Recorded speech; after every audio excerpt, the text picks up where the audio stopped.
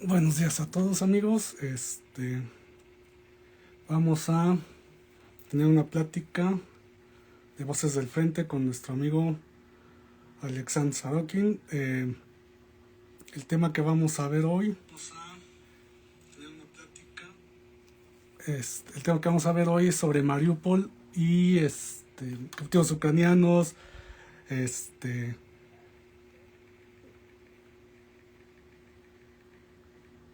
la situación de Mariupol, la situación de la posible reconstrucción de Mariupol, cosas que pues ahorita está usando mucho la propaganda,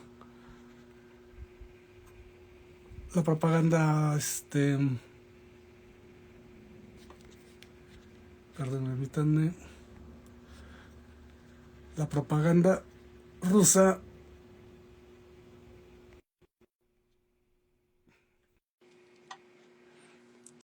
Que ya envié la invitación a nuestro amigo Alexandre,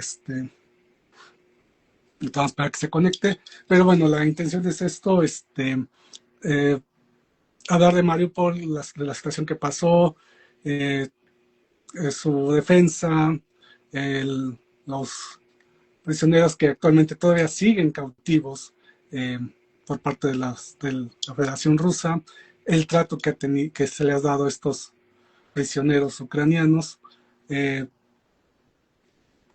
perdón,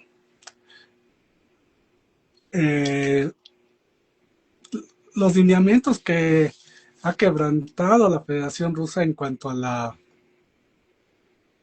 al trato que se le da a los prisioneros ucranianos, prisioneros de guerra. Ajá. También vamos a hablar un poquito de lo que está promoviendo actualmente.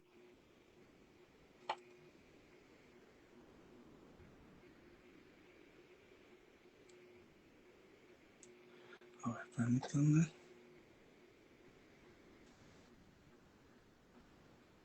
Tenemos unas fallas técnicas. Ahí está. Ya. Aló. Bueno. Bueno, ya. Y aparentemente sí. Si no, es que creo Estoy que un, está volteada tu cámara. Ahí está. estoy un poquito confundido. Estoy un poco confundido con esto ya. Listo. Yo creo que sí ya podemos. Sí se me escucha bien, ¿verdad? Sí, sí, bueno, es que escucho bien. No sé, nuestros amigos si nos puedan comentar, pero creo que sí, yo sí te escucho bien. Así está bien o está mal. ¿Estás volteado? Me debo voltear, listo. Ahí está. Ya lo cambiamos. Ya lo cambiamos así de esta forma. Ahí está. Ok. Buenas tardes desde México. Buenas noches desde Ucrania, me parece. Sí, ya está muy noche. Bueno, no muy noche, son las 9. Son las 9. Ok. Alexander, estaba explicando a nuestros compañeros, a nuestros amigos que el tema, bueno, los temas que vamos a ver sobre lo que es Mariupol, la defensa de Mariupol, su defensa, los prisioneros ucranianos y cómo ha sido su trato, y básicamente lo que está también haciendo la propaganda rusa, decir que Mariupol está siendo reconstruida, qué tan factible, que eso sí, Bueno, están. sí, adelante. Antes que nada, muchas gracias por la invitación. Sí, ya podemos comenzar, ¿verdad? Uh-huh. Y realmente estamos tocando el tema muy interesante y muy a tiempo. Y lo que me gustaría decir que Mariupol eh, es una ciudad de la que hoy parece que todo el mundo ha oído hablar. Y aquí hay una cierta ironía histórica, porque hasta hace relativamente poco tiempo era, si se puede decir así, simplemente una gran ciudad industrial Ajá. en el sur de Ucrania. Lástima que no alcancé para hoy hacer unos mapas, unos dibujitos para también visualizarlo. Sin embargo, yo creo que cualquier que está interesado puede encontrarlo en el mapa. ya está sonando, estuvo sonando y sigue sonando muy fuerte. Es una ciudad muy grande, ciudad industrial, un centro industrial en el sur de Ucrania. Eh, y creo que antes de lo sucedido, la mayoría de la gente en el mundo no tenía ninguna referencia, ¿no? Eso sí, sí, estoy en lo cierto. Pero la guerra tiene una característica, convierte muy rápido la geografía en símbolos, Ujú. incluso a veces contra la realidad misma, ¿no? Y Mariupol se convirtió precisamente en uno de estos símbolos, porque allí convergen varias dimensiones al mismo tiempo.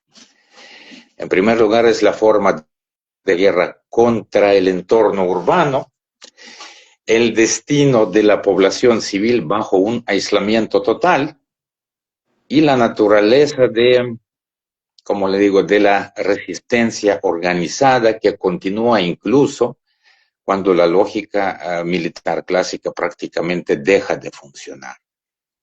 Así es. Si no estoy mal de los números, antes de la guerra a gran escala, antes de 2022, en la ciudad vivían aproximadamente entre 430, 450 mil personas, ¿no? Cálculo muy, muy aproximado, Sí, la más o verdad menos no lo me que leí. acuerdo bien. Sí, y era, subrayo, era, porque ahora ya no lo es, un centro industrial, Ujú. un centro portuario estratégicamente clave para el control del sur Sí. de Ucrania. Y ya en los primeros días de la invasión a gran escala, esta ciudad quedó en un cerco operativo, es decir, quedó prácticamente aislada del mundo exterior.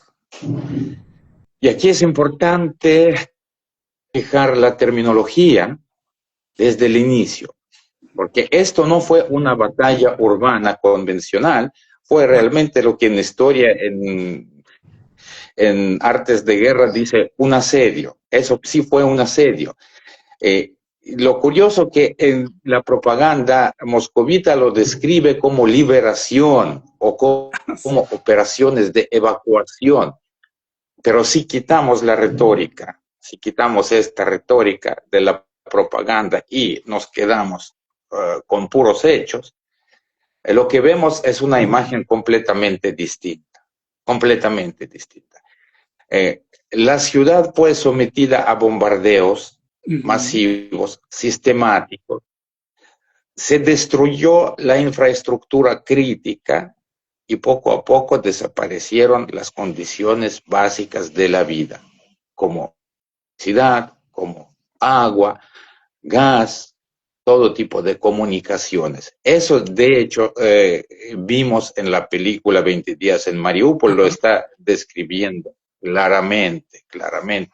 Recordamos que era una documental y es decir, la ciudad no solo se convirtió en una zona de combate, sino perdió su capacidad de funcionar como ciudad, Sí. ¿sí? Como el sistema de comunicaciones, el sistema ecológico, ¿no?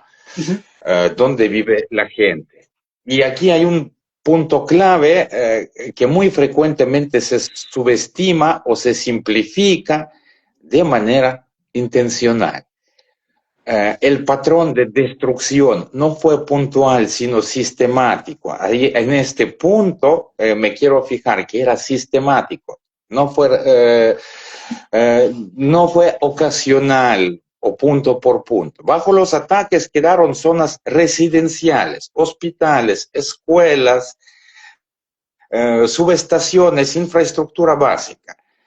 Y si lo decimos en términos estrictamente militares, no se trata de combates en entorno urbano, se trata de la destrucción de la estructura misma de la ciudad como espacio de vida de personas. Y hablando de esto, creo que también podemos mencionar algunos episodios muy simbólicos. que se conocieron mucho más allá de Ucrania. Por ejemplo, el ataque al teatro dramático, Ah, sí. que se utilizaba como refugio, subrayo refugio para civiles. Incluso frente al edificio estaba escrita con letras grandotas, escrita la palabra niños. Pues, en Eso ruso. fue visible desde el aire. Ajá. Eh, las fotos lo confirman, los mapas lo confirman. O sea, hay que ser o ciego o totalmente cínico para afirmar yo no vi. Y aún así el edificio del teatro fue destruido. O, por ejemplo, el caso del hospital materno-infantil, sí, que también se convirtió en blanco, en objeto de una disputa, si se puede decir así, disputa informativa. Adelante, ahí está. Sí. Muchas gracias por visualizar. Luego sé que nos hace falta un poco de visualización. Sin embargo, bueno, estamos como estamos. Yo de mi parte prometo también mejorar un poquito esta parte, ¿no? No, no, no, no, no. Ah, Todo lo que tú aportas es excelente. De mi parte, en, toda la información que das es excelente. muchas gracias, Rafael. Entonces aquí estamos, entramos en otro nivel, entramos en el nivel informativo. Después de estos hechos, con el teatro, con el hospital y más otros teatros, ¿no?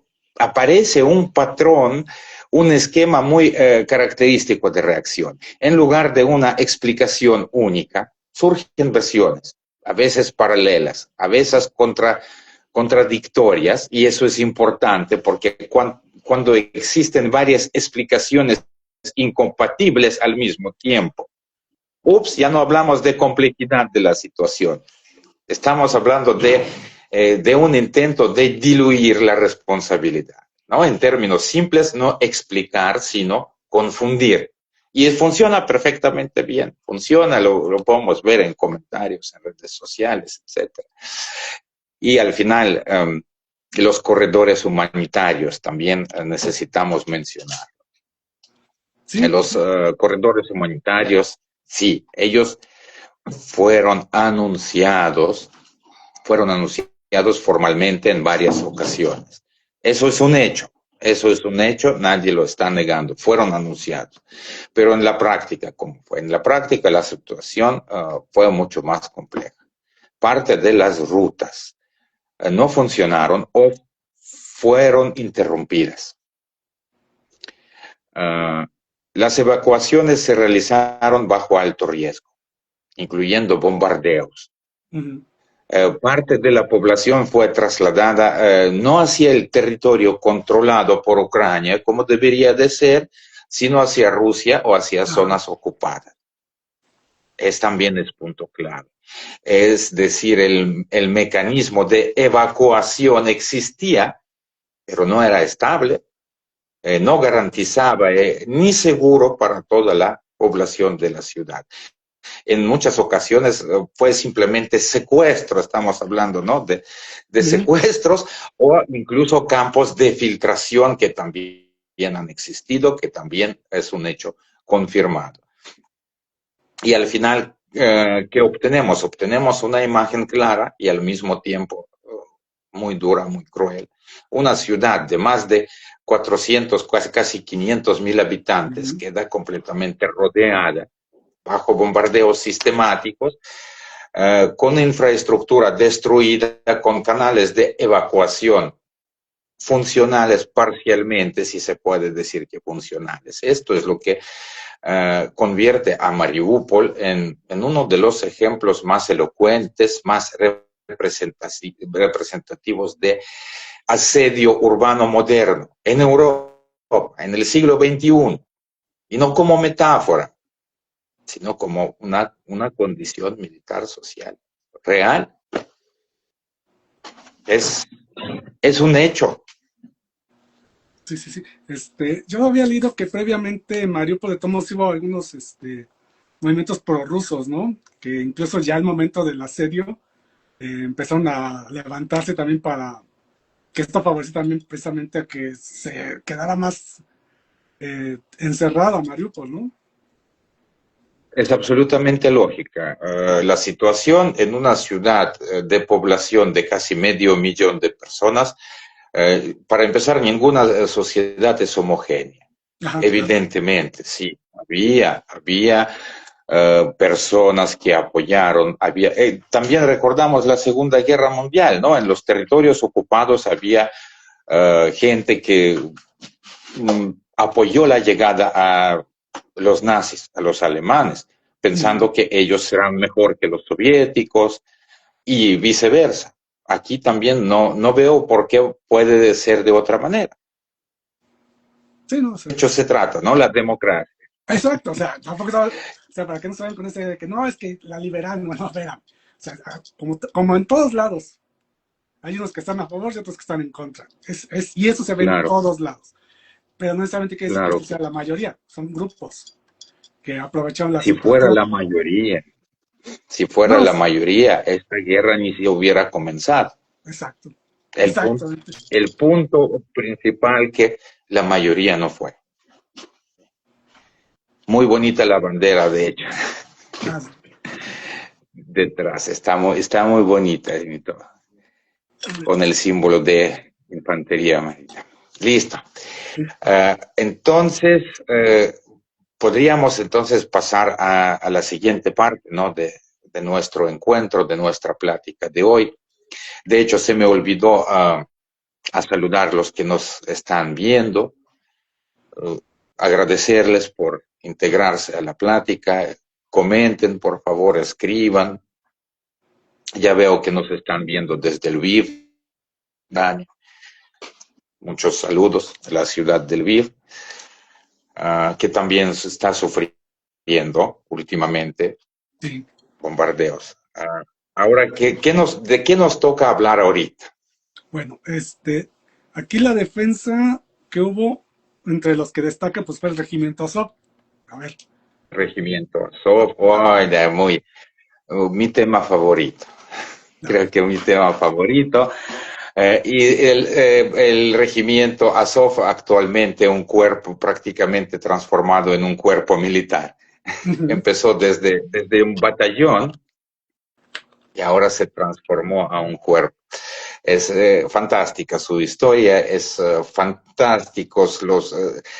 fantásticas las historias terroríficas que se le atribuyen. Es como Sí, que realmente una demonización, un ejemplo de demonización exacto. nivel mundial. Realmente me invitaría a los que tratan de mantener esta narrativa y difundirla que vengan, que hablen, que estén dentro ya no es ni siquiera regimiento, bueno, de lo que hay ahorita, que, que se conecten, van a ver que cierto no es lo que dicen. Lógico, es absolutamente lógico pasar ahorita a este tema. Igual que yo creo que el mayor nivel de ruido genera ese tema y el mayor nivel de simplificación, o sea, Azov, aquí es importante eliminar desde el inicio el ruido emocional, porque cuando se habla de Azov, se habla de forma únicamente emocional, nunca de los hechos como tal, ¿no? Vamos a establecer, por así decirlo, un marco analítico claro, ¿no? Porque en el espacio público este tema existe más como un conjunto de etiquetas, de que estamos hablando, un conjunto de narrativas que se repiten hasta convertirse en supuestas explicaciones. Si lo decimos con precisión, sin interpretaciones innecesarias, Azov hoy para el día de hoy, es una unidad, forma parte de la Guardia Nacional de Ucrania. Es decir, no es una estructura independiente del Estado, Ujú. ni una formación autónoma, como lo describen o como muchos se lo imaginan. Lo contrario, el ejemplo es el grupo Wagner. nunca ha formado una estructura estatal. Y eso es lo de que hablamos la vez pasada. ¿Cuál es la diferencia entre el mercenarismo Ajá. y una estructura estatal, ¿no? Vínculo con el Estado? Azov es una unidad de la Guardia Nacional de Ucrania. Y es parte del sistema militar oficial, con cadenas de mando, con subordinación, con estándares definidos por el Estado, y ahora me lo pueden poner como en contra. Ah, bueno, es solamente lo que está confirmando que es un Estado nazi, sí, dentro de sus estructuras, ¿no? Yo, no me acuerdo cuál filósofo que hizo la sexta prueba de existencia de Cristo y ahí enfrente la rompió. Así mismo lo trato de hacer. Para no dejar espacios a simplificaciones, es importante que añadamos un poquito el contexto. Azov, Sí. en 2014, Azov, sí es cierto, sí es verdad, se formó como una unidad de voluntarios. Recordemos la situación en 2014, anexión de Crimea, la guerra en Donbass, en el este de Ucrania, la oculta, o más bien disfrazada, ¿no? No estamos ahí, y posteriormente sí estuvimos. Para aquel entonces el ejército ucraniano estuvo prácticamente en ruinas, estuvo destruido, y los primeros que reaccionaron eran los voluntarios, y es absolutamente lógico que la parte más activa en este sentido, cuando está en peligro el Estado, los primeros que reaccionan son, vamos a decir, el lado derecho, ¿no? De sociedad.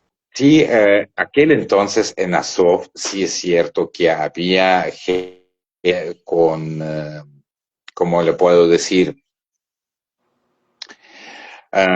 Condición extremista, es absolutamente cierto, sería mentira negarlo. Sí, traían tatuajes y todo, como tanto les gusta compartir. La mayoría de esta gente ya no vive, ya no está viva, ¿sí?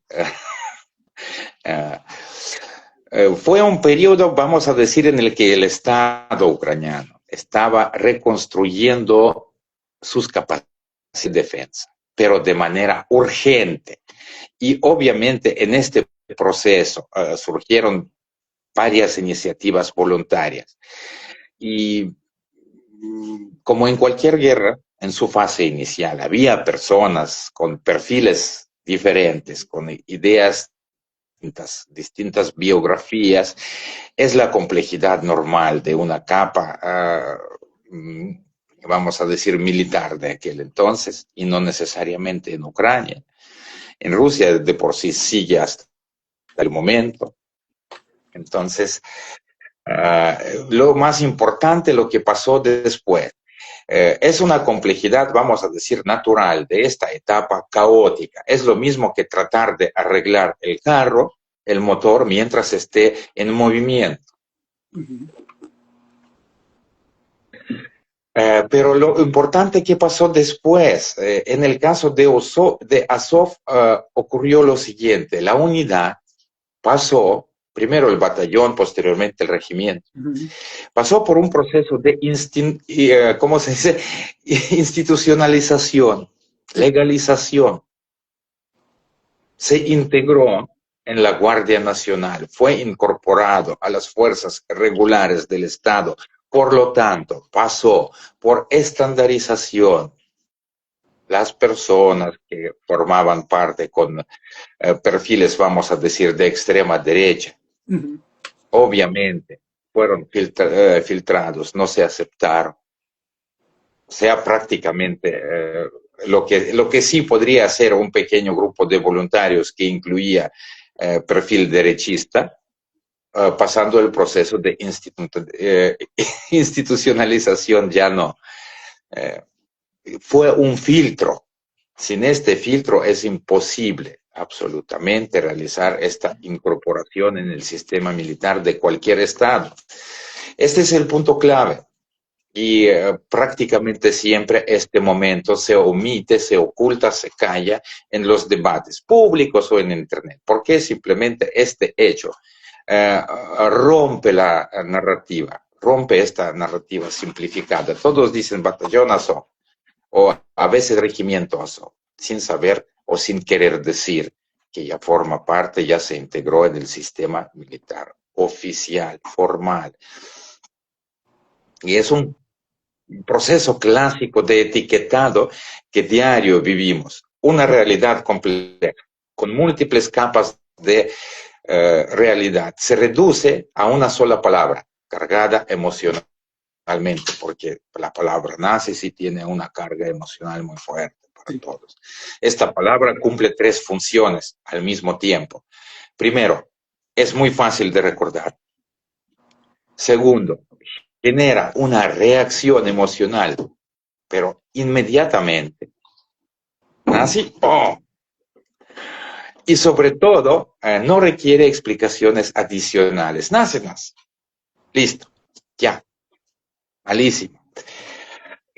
Una vez que la etiqueta se fija, la discusión deja de ser un análisis y se convierte en la repetición del término, o sea, en la herramienta de la propaganda. La segunda función de este término, el segundo nivel más bien, después de que pasó esto, después de que la etiqueta está pegada, lo que pasa es generalizar. Incluso si en su fase inicial de existencia de Azov pudieron existir algunos elementos diversos, como quedamos, ¿no? La gente radical o ideológicamente heterogénea. Esto se traslada automáticamente a toda la estructura actual. Ya no piensan que no es el mismo Azov que desde el inicio, pero pues no consideran que su composición, su organización, su estatus han cambiado de forma pues sustancial. Ya En términos lógicos. sí. Ajá. Entonces ya se hizo, ya reconocido, ya forma parte de la estructura militar de Ucrania. O sea, no es como... Absolutamente.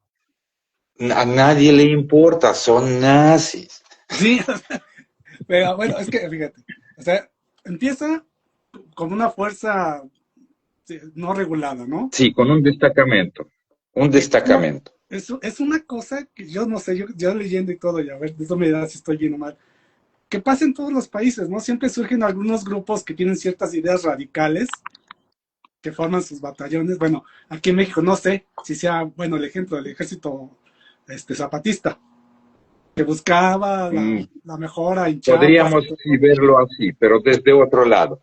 Sí. La cuestión es que, digamos, este tipo de movimientos siempre los hay. La cuestión es que, digamos, este ejército pues ya no fue reconocido en México ni nada. O sea, se tomó como un ejército rebelde. Aquí este sí se integró a las fuerzas militares, el regimiento Azov. Pero lo que pasa es que, Imagínense. sí, o sea, no, este tipo de movimientos llega a pasar, ¿no? O sea, y no por eso, como Una acabas de decir. pregunta, una pequeña pregunta. Imaginemos que el ejército zapatista, por un milagro, por lo que sea, se integra al sistema militar mexicano, Ajá. formará parte. ¿Qué pasará? De todas formas se queda. La palabra zapatista te provocará una reacción. Son estos desastres en el sur, ¿no? Y debería de pasar mucho tiempo, en este caso me lo calcularía unos años, unas décadas de años, y el trabajo de los medios para que la gente olvide el pasado, ¿no? O por Sí, algún milagro, las fuerzas de autodefensa de Michoacán formarán parte del ejército. Exacto. Simplificando, o imagínese también no sé, la familia michoacana, por así decirlo, por algún milagro, formará parte de, ¿no? Quedamos con lo mismo. Van a decir, es que son malos. Y por lo tanto el Estado mexicano es el Estado, narcoestado, ¿no? Porque tiene en sus filas los delincuentes. Solo vamos a proyectar y esto queda muy claro. Lo mismo pasó con Azov. Ujú. Pero, o sea, Primero la etiqueta, es primero simplificarlo, la lo que acabas de etiqueta. decir, ¿no? Es simplificarlo, ¿no? Son Ujú. nazis y ya los aceptó el Estado, entonces el Estado es nazi. No, o sea, y creo que así no fue como, o sea, también se hizo una selección, no fue, vénganse para acá todos. Se hizo una selección. Vamos a incluso simplificarlo más. Yo estoy gordo y todo el mundo me dice gordo, pero nadie toma en cuenta que soy diabético. Para todos soy un gordo ridículo. Okay. Es que yo, pues, simplificando, hasta más aún. Pero en la propaganda esto se pasa en varios niveles. Esto se puede sistematizar. Es una tecnología elaborada desde los tiempos de los mismos nazis, desde el doctor Goebbels. Primero pegar la etiqueta, luego generalizar. Y el tercer nivel, sustituir de la realidad por una imagen. En lugar de hablar de la función militar concreta de unidad Azov, de su papel en las operaciones o en la estructura defensiva, no sé, se nos ofrece que una representación ideológica, se nos ofrece una imagen que existe separada de los hechos. Ya, así de fácil, esa imagen adquiere vida propia.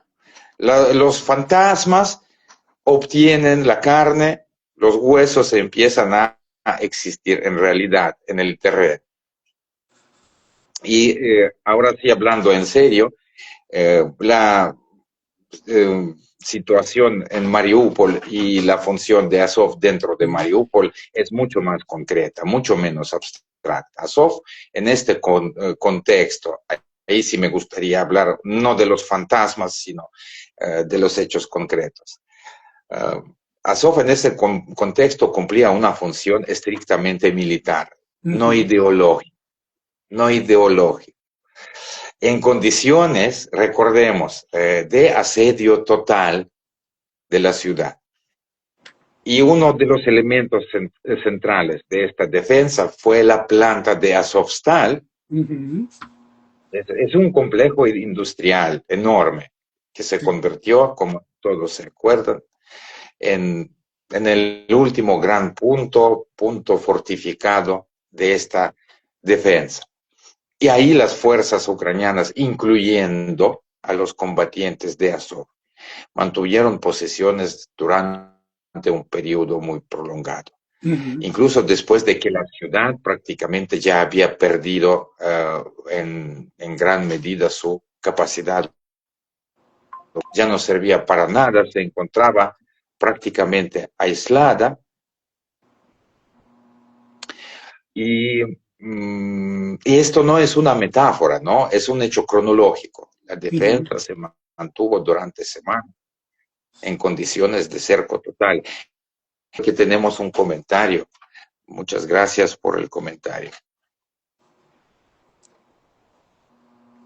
No sé si lo hacemos sonar. Rafa, tú como tienes más acceso a los comentarios, me gustaría también que suene, que dice los que nos está viendo, que yo he seguido la guerra desde Sí. que empezó, Sí, ya le estuve desde que empezó la contestando. guerra.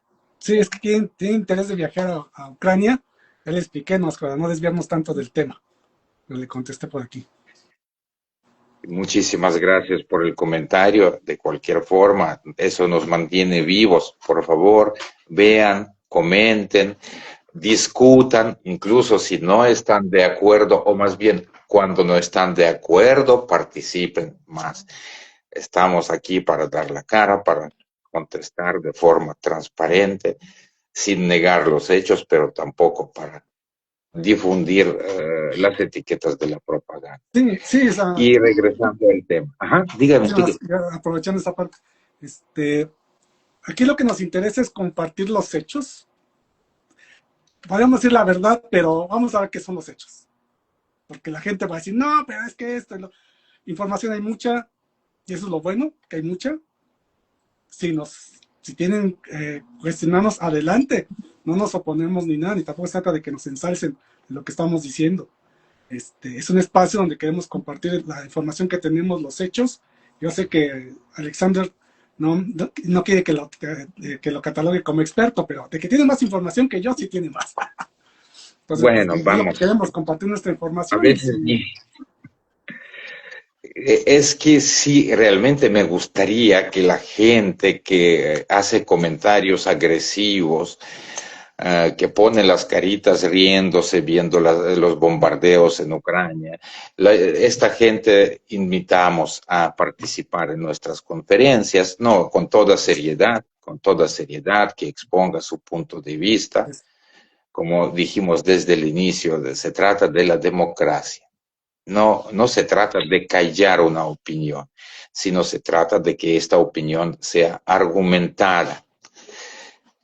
Uh, y quedamos en precisamente no en la situación como quedó Azov, cuál fue su función, ¿no? ajá. Y creo que en este contexto es importante indicar otro punto que prácticamente se omite o se menciona de forma, como les digo, de forma marginal, ¿no? Que dentro de Azovstal, dentro de este complejo industrial, Ujú. también había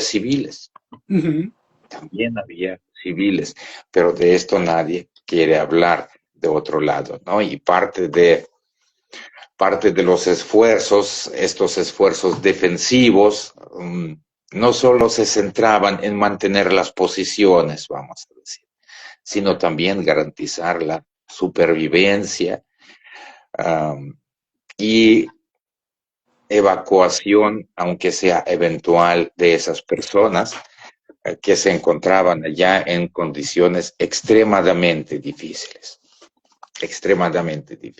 Y si reducimos todo a su esencia, la imagen es bastante clara. En Mariupol, Azov no funcionaba como actor ideológico, no estaba desempeñando esta función ideológica que tanto le quieren pegar a esta parte de la defensa militar de la ciudad, en una situación que ya había superado el marco de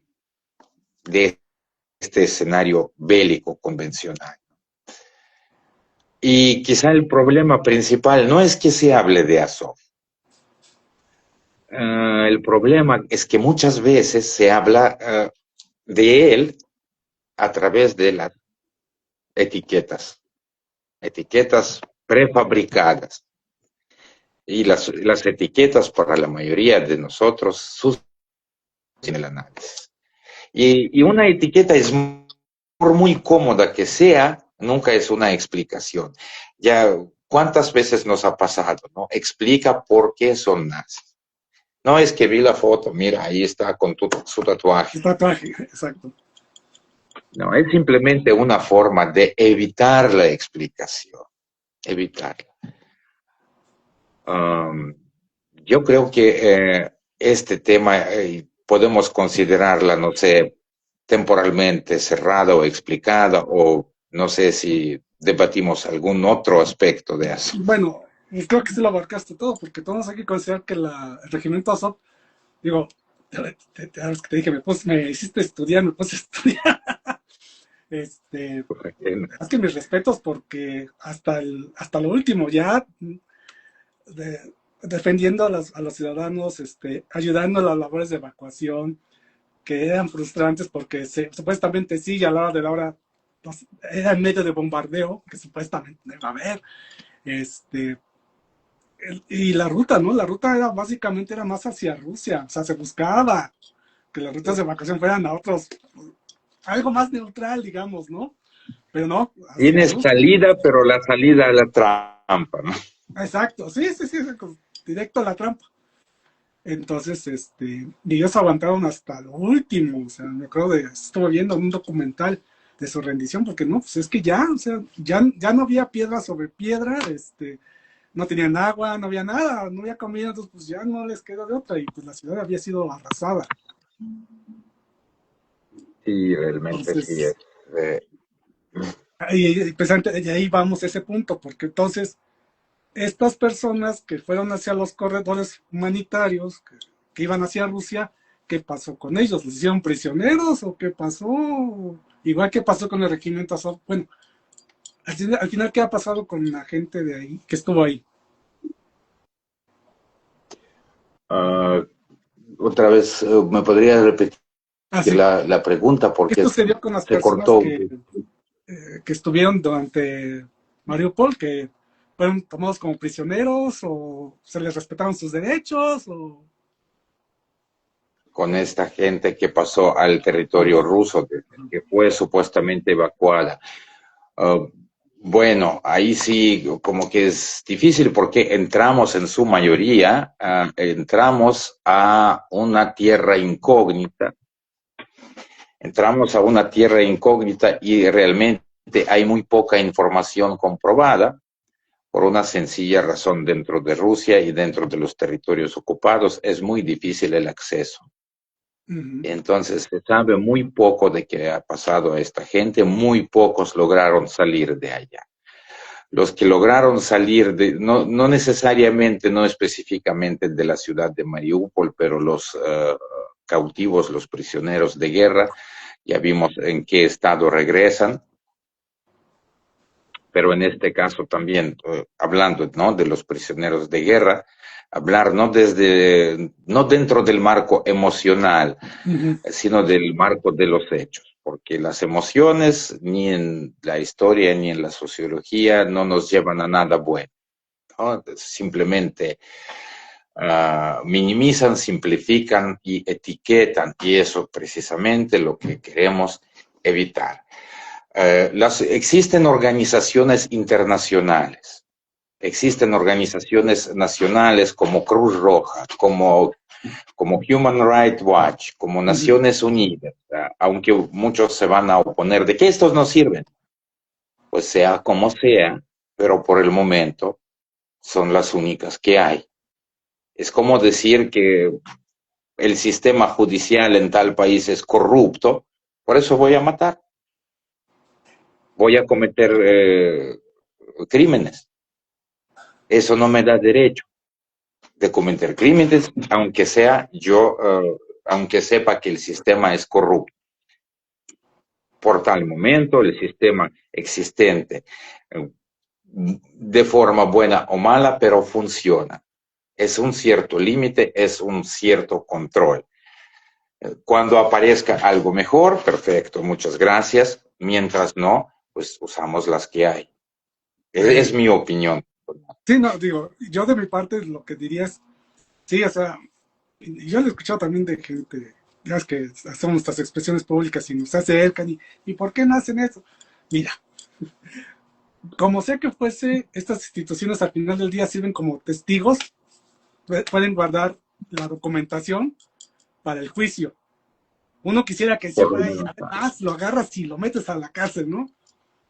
Lamentablemente no funciona así, pero sí No, tener todo ese testimonio, todas esas información para el momento de un juicio. Y que tarde o no sea temprano. lo que estamos diciendo, aquí están los hechos. ¿Por qué? Porque, como lo que acabas de decir, Rusia no permite así como que una entrada de que, ay, vean cómo están nuestros prisioneros. Es más, yo leí que ellos no lo manejan como prisioneros de guerra. Ahí tú me das si estoy bien o mal. Sino como es una operación especial, algo así. Entonces, no es una guerra. Es una operación especial, pero no es guerra. Entonces, no son prisioneros de guerra. Entonces, no tienen por qué También andar revisándolos. son prisioneros de operación especial. Ajá. Sí, este término, de hecho, jurídicamente muy chistoso, como operación especial en el territorio de otro país soberano, Ajá. es una Bueno, guerra, es una invasión, es una es, invasión. un, es una invasión. Las operaciones especiales o antiterroristas o como Ajá. sean las operaciones, podemos tener en el territorio propio del Estado. Todo lo que se realiza en el territorio de un país soberano es una invasión y no hay ninguna justificación. No hay ninguna justificación. Aquí la terminología está bien determinada. y ningún aspecto, ningún pretexto histórico, social, etcétera, prácticamente no entra en vigor. Ninguna operación especial, es una invasión. Y regresando al tema, existen estas instituciones, organizaciones internacionales, como tristemente famosas Naciones Unidas, como Human Rights Watch, ya mencioné. Existen casos documentales, justo de que usted, doctor, está hablando, documentados, que están documentando malos tratos, torturas, condiciones inhumanas de detención de prisioneros de guerra ucranianos. Y lo importante aquí, ¿cómo decirle? No son incidentes ocasionales, aislados. Aquí lo clave, que es una repetición de testimonios que provienen de diferentes fuentes y en distintos contextos de esta documentación. Un caso, dos, tres casos, podemos dejarlo pasar como ocasional, o sea, sí, pero observamos la consistencia de estos relatos: violencia física, presión psicológica, falta de atención médica adecuada, acceso limitado o dificultado a recientemente mencionados organismos internacionales. Ya no estamos ante casos individuales, ya estamos ante un patrón de comportamiento, es el punto principal. Y a eso me refería diciendo que vamos a hablar no desde el punto de vista emocional, sino por más que cueste, desde el punto de vista de los hechos. Y sí, obviamente casi siempre aparece una pregunta muy predecible, que ya forma parte del intercambio informativo. ¿Y la otra parte no hace lo mismo? Me leíste la mente. Igual, puedo decir no o sí, pero es lo mismo. ¿Me está haciendo fraude si te digo que sí o si te digo que no? La pregunta que no tiene lógica. Entonces vamos a... Si queremos ser serios, la respuesta a esta pregunta no puede ser igual simplificada. Y a mí sí me gustaría ser serio. En cualquier conflicto armado, sí, pueden existir violaciones de ambos lados. Esto no es una característica exclusiva de esta guerra, de cualquiera. Pero la pregunta clave no es esta, si la otra parte hace lo mismo o no. La pregunta es si hablamos de una política sistemática o de casos aislados que se investigan y sancionan. Y aquí aparece una diferencia fundamental. Ahí sí, la parte ucraniana declara el cumplimiento del derecho internacional. Es más, está bajo observación, no solamente de sus aliados, que no es que todo es la propaganda occidental, no, sino está bajo observación también de países neutrales. Está dependiendo, sea como sea la ayuda internacional, está dependiendo de esta. Una de las condiciones es cumplir con el derecho internacional humanitario. La parte ucraniana sí permite el monitoreo internacional de las condiciones de detención de prisioneros de guerra. Esto lo pueden ver en muchísimas fuentes. Si gustan, en YouTube, en TikTok, en lo que considera fuente de confianza. Existe. No es una abstracción, es un mecanismo concreto, ¿no? En él juega el papel central el Comité Internacional de la Cruz Roja. Ajá. La Cruz Roja tiene mandato para inspeccionar condiciones y para documentarlas. Si contra la ONU todavía, vamos a decir, podemos discutir, la Cruz Roja ¿sí? Inspecciona condiciones de prisioneros de guerra, las documenta.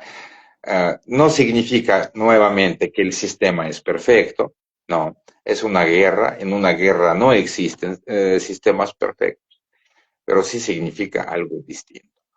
La existencia de acceso, la existencia de verificación y aunque sea mínimo, pero nivel de transparencia. Exacto. Uh, en el otro lado, la situación es diferente. El problema principal que señalan muchos observadores internacionales, muchas organizaciones de derechos humanos, es precisamente la falta de transparencia. En términos prácticos, cosas muy concretas. Acceso irregular o muy limitado a estas instituciones internacionales, información insuficiente, información insuficiente, ¿no? sobre las condiciones de detención y dificultad para verificar de manera independiente los testimonios. Puede ser que es un poco, es muy poco objetivo de mi parte, pero yo realmente, ¿cómo le digo? Prácticamente no he visto los testimonios en las fuentes de otro lado. Vi declaración muy fuertes, pero nunca he visto verificación. Es que mi cuñado dijo, pero bueno, de por sí ya llegamos a este punto lógico, que no es emocional, sino estructural. Cuando no hay acceso, no hay mecanismo real de control externo. Y sin control externo, cualquier sistema funciona de modo, como le diríamos, de autoevaluación. En tiempos de guerra, sí, autoevaluación genera un problema de confianza. Por eso diferencia no solo en las condiciones que se describen, sino en sí esas condiciones pueden ser verificadas. El modelo ucraniano se incorpora mecanismos de monitoreo internacional, mientras que otro lado restringe significativamente, por no decir más, este acceso. Reducimos al principio básico, probablemente incluso incómodo por su claridad. La transparencia es el principal indicador en el tratamiento de prisioneros de guerra. Ya, porque un sistema puede ser verificado, es al menos potencialmente un sistema responsable. Creo que ya contestamos a la pregunta incómoda. Sí, digo, ahí nomás iría a agregar, bueno, ante la falta de estas, de que Rusia permita que estas instituciones puedan y organizaciones puedan verificar el trato, pues tenemos los testimonios que han dado los prisioneros ucranianos que han sido liberados, ¿no? Bueno, tan solo hasta de verlos, ya ni siquiera de que hablen. Los ves este, y los prisioneros rusos, Evaluación ¿no? emocional. Pero, mira, pero yo lo veo también desde el aspecto médico, o sea, ves la diferencia entre un prisionero ruso, rozagante y todo, y llenito, y tranquilo, ¿no? Y ves el prisionero ucraniano y sí los ves con una cara de que la pasaron, pero mal, demacrados, digo, o sea, no, a veces no es tanto la emoción, sino a veces es una cuestión, bueno, Una perdón, yo soy visión médico, médica, estoy de la gente, acuerdo. si la gente no me ve que yo soy médico, entonces llega un punto que tú ves a la gente y dices, este tiene anemia, este tiene algún tipo de, hasta por verlo caminar, Sí, o sea, sí, ahí te das totalmente cuenta. de acuerdo. Ajá. El ojo de águila, sí, viendo que pues este sí no ha pasado hambre, ¿verdad? Sí, ¿no? Entonces, también tocaste básicamente el tema, o sea, hay reglamentos internacionales, no es más por ser prisionero pierdes derechos, no, o sea, hay derechos, existen, se deben de respetar, independientemente, incluso Rusia forma parte de estos acuerdos de reglamentos para atención de los Formaba parte también del Tratado de formados. Budapest. Exacto. de que, bueno, perdón, yo también ya me estoy desviando por lado emocional. Pues sí, Pero la creo que cosa es sí. que no está respetando nada de eso, que se supone que debería de permitir por lo menos, a ver, velos, ya, desengáñate, están bien atendidos. Oh, sí, o sea, aún así lo simplificamos. El que no tiene que ocultar nada, no oculta nada, ¿no? Sí, o sea, sé que sí puede ser muy simplificado, pero digo, al final del Pero, día son situaciones que a veces es así de simple, la verdad. Bueno, para mí yo lo puedo ver desde esa perspectiva. Este, porque mucha gente te digo que luego nos hace esos comentarios, ¿y por qué no hacen esto? ¿Y por qué este organismo? El organismo actúa así, así, pero es su modo de actuar. No es como que llegas y ya te meto a la cárcel, desafortunadamente. es que no nos gusta como ponernos muchas trabas. Buscamos siempre las soluciones sencillas y estamos siempre buscando las respuestas muy claras o blancas o negras. Este es malo, este es bueno, este es justo, este es injusto, pensando que la realidad es mucho más compleja, pues no lo pensamos. Es Sí, demasiado, es mucho más fácil decir con una sola frase, con una sola etiqueta. sí, y bueno, Pero la realidad tomos, es más compleja. Ujú. pues sí, y hay que Perdón. recordar que tomos, todavía sigue habiendo prisioneros desde la toma de Mariupol, todavía hay gente de ahí de Mariupol que todavía está en cautiverio, que todavía, aquí se me voy a poner emocional, discúlpenme, está en estas condiciones.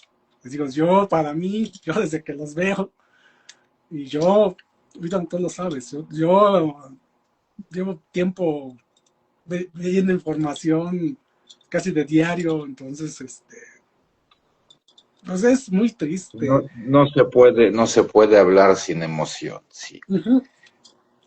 Pero sin embargo, si vemos la imagen de otro lado, que estamos viendo que Mariupol está en reconstrucción, la gente está mejorando su nivel de vida.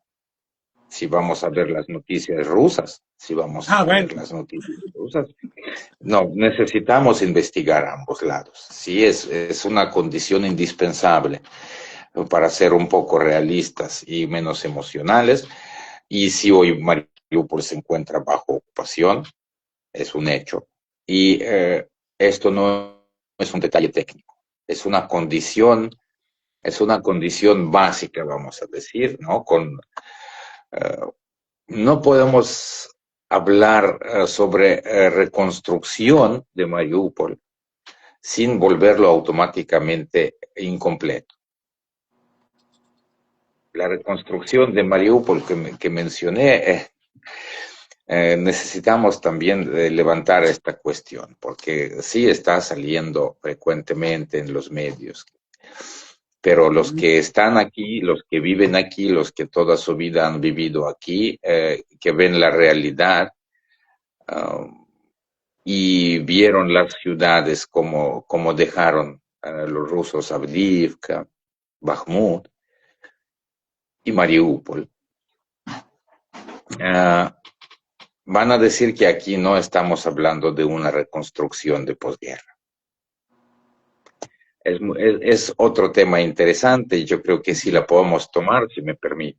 sí, sí, sí, adelante, adelante. Y que sí, la ciudad efectivamente se están llevando a cabo trabajos de construcción. ¿Para qué lo negamos? Sí, es un hecho. Este hecho se puede verificar visualmente. Se están rehabilitando ciertos barrios. Uh, Se demuelen parcialmente zonas destruidas.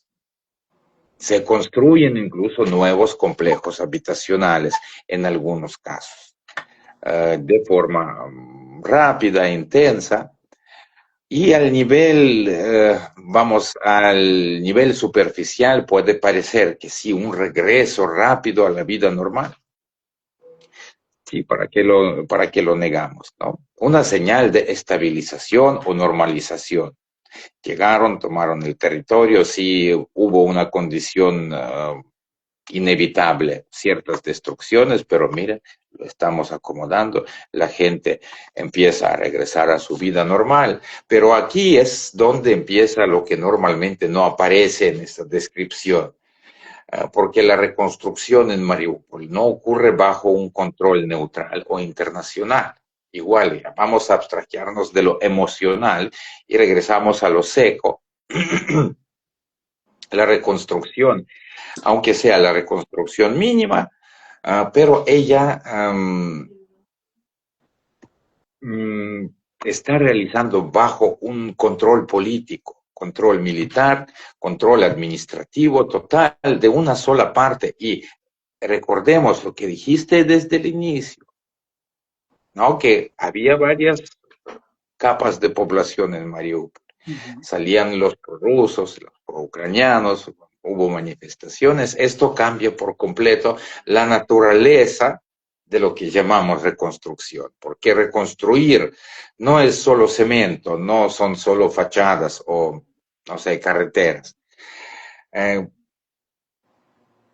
caso de una ciudad, a mí personalmente quizá estoy mal, siempre hay otra dimensión, ¿no? La dimensión social. Y en Mariupol estas dos dimensiones han empezado a separarse. Por un lado, vemos una recuperación física de la infraestructura de forma muy, como que muy puntual.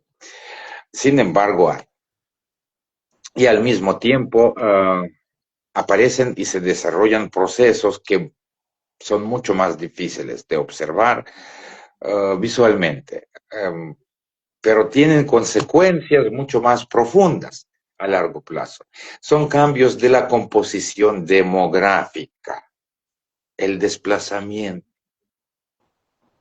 de los antiguos habitantes, a los que sacaron, por supuestos espacios humanitarios hacia Rusia o hacia territorios ocupados, y la formación de una nueva realidad administrativa y jurídica de la ciudad, o sea, la ingeniería demográfica imperialista que ha realizado la Unión Soviética y el Imperio Ruso, sustitución, y lo que ha realizado los Estados Unidos en su tiempo, o sea, lo que no podemos técnicamente negar, ¿no? Aquí, en términos emocionales, sería muy simple describir la estructura del proceso, ¿no? La ciudad no se está reconstruyendo como un retorno, no está regresando a su estado interior.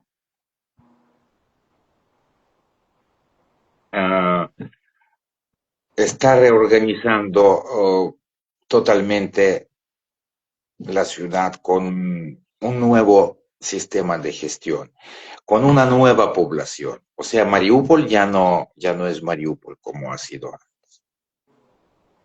Es una reservación en términos cortos y bruscos, ¿no? La idea de que reconstruimos la ciudad, por lo tanto, todo volvió a la normalidad. No, esta idea es como mínimo incompleta. Es un ejemplo, de hecho, clásico de desplazamiento informativo. La forma externa del proceso se usa como prueba de su contenido total. Si los edificios están en pie, entonces la ciudad vive. Pero una ciudad no solo son sus fachadas, la ciudad son las personas que viven en ella, que regresan o que no pueden regresar. Y por eso las preguntas son otras. ¿Quién exactamente ha regresado a la ciudad?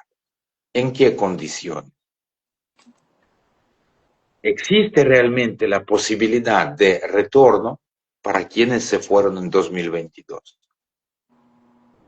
Y este proceso contempla de verdad la restauración de la estructura social previa de la ciudad, no. Entonces, formulando estas preguntas, queda claro que la reconstrucción sin el retorno de una parte de la población original ya no es reconstrucción en sentido clásico, es un proceso de reconfiguración territorial. Y esto ya no lo estoy valorando de manera emocional, aunque sí saca lágrimas. Por eso hoy Mariupol no puede entenderse como un objeto de reconstrucción. Es un proyecto de infraestructura, un espacio político al mismo tiempo y un objeto simbólico utilizado en la guerra informativa. Y estos niveles no siempre coinciden entre ellos, entre sí. Así más o menos como yo lo veo. Probablemente estoy mal, pero ahí aparece una brecha, un espacio vacío muy claro. La ciudad se va reconstruyendo visualmente y lo que ocurre con su antigua población. Sin adornos, sin así de forma clara, Mariupol no solo se está reconstruyendo técnicamente, está reconfigurando como espacio social. Es un desplazamiento, es una política imperial, ingeniería demográfica imperial. Sí, sí, claro que también es como, bueno, no sé, como dices, bueno, en sí, pues es fachada, eh, que digo, para el daño que se le hizo, porque se dañó todo, drenaje, electricidad, bueno, prácticamente no quedó piedra sobre piedra, entonces decir, no, así ya, mira, ya, vénganse, ya, porque luego es lo que están promocionando, no, ya, mira, ya están viviendo aquí y todo, pero ¿en qué condiciones? A ver si alguien no se Sí, enferma de cólera. O sea, este, esa es otra sí, parte, ¿no? De la propaganda que está dando Rusia, ¿no? De que, sí, mira, ya, ¿no? Como si no hubiera pasado nada, sino que también ni siquiera hay una estabilidad eh, política de la situación de guerra, que también es lo que favorece a que pueda haber una reconstrucción un poquito más rápida, ¿no? Digo que al final es casi como volver a ser otra ciudad. sí, sí, o sea, no va a ser lo mismo. A mí me tocó estar en Mariupol antes y estoy seguro que nunca lo voy a ver como se encuentra ahora. Eso Sí, sí, lo doy por seguro. sí, porque mira, No va a ser. Ujú. te lo quieren vender con la reconstrucción del teatro que tú mismo mencionaste. Sí, está recho y tal y como estaba. Pero eso, pues nada más es darte una idea de lo que quieren hacer, pero no es una realidad como tal, de que dices, ya, no pasó aquí nada. Siendo que ahí fue uno de los eventos más, ay, bueno, matar niños ahí, o sea, no me salen palabras. Y reconstruyen ahí. Dicen, no, ya, todo bien. Como queriendo borrar todo eso. Desafortunadamente es lo que observamos. Eso es lo que observamos. Son dobles estándares. Ya creo que vamos para el quinto año, ¿no? De la guerra y Ajá. ya la mayoría acostumbró hasta tanto o se volvió, yo no sé, no, sin temer la palabra, se volvieron cínicos, o sea, obtuvieron esta defensa emocional que ya el mundo no reacciona como antes, ya no reacciona como antes. Y es importante, realmente es importante que la gente siga pensando en esto, que la gente no olvide, y eso es lo que a veces pasa, porque cuando esto se queda en el olvido, el mal se siente libre de hacer lo que quiera, se difunde más. Entonces es muy importante que mantengamos esta agudez, que levantemos esta cuestión, que no nos distraigamos, que seamos concentrados. Por eso digo que es más importante el frente informativo que otra Ujú. cosa. Eh, eh, y ustedes en particular son los que no se rinden y no dejan olvidar. Eso es lo que hace falta incluso a muchos representantes de diásporas ucranianas en el mundo. Esa es Sí, la diferencia. hacemos lo que podemos. Pero sí, o sea, creo que acá está en el clavo, básicamente también mucho de estas actividades que hacemos es precisamente para que no se olvide. que no dejemos de lado todo esto, que no nos distraigamos con otras cosas.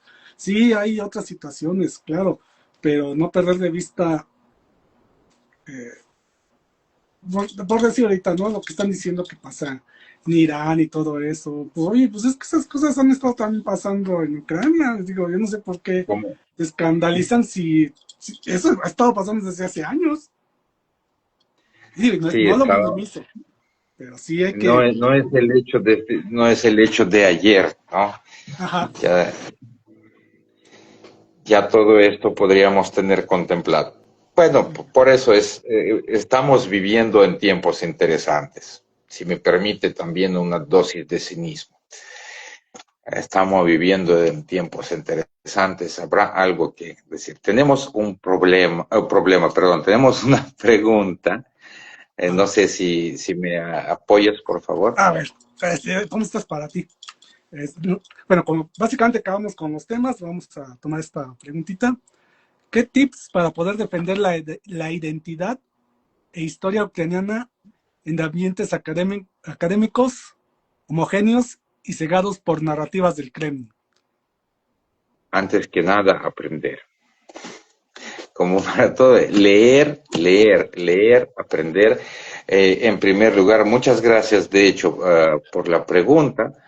En este ambiente de mexicanos con Ucrania pueden encontrar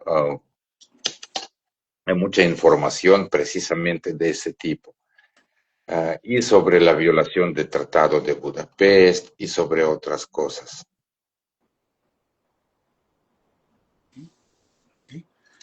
Sí, mira, básicamente yo agregaría, o sea, como acabo de decir, te lo digo porque yo lo hice, tengo que aprender mucho de lineamientos internacionales, el Tratado de Budapest, cosas así, acuerdos internacionales, acuerdos de la ONU, que prácticamente Rusia se los ha pasado por el arco del triunfo, pero ya desde ahí, ¿no?